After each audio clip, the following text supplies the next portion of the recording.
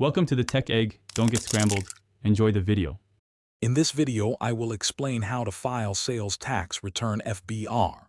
First, you'll need to determine if your business is liable for sales tax under FBR regulations. Next, gather all necessary documents, such as your sales invoices and purchase records, which are crucial for accurate reporting.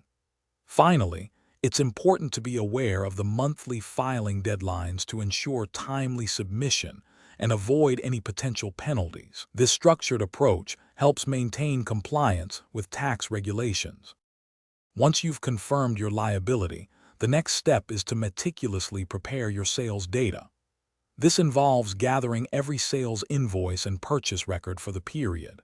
Then, carefully calculate your total taxable sales and purchases. It's essential to accurately determine both your input tax, paid on purchases, and output tax, collected on sales, before proceeding.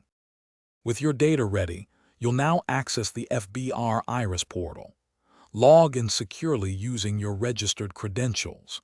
Once inside, navigate directly to the Sales Tax Return section, which is typically found under the Declarations tab.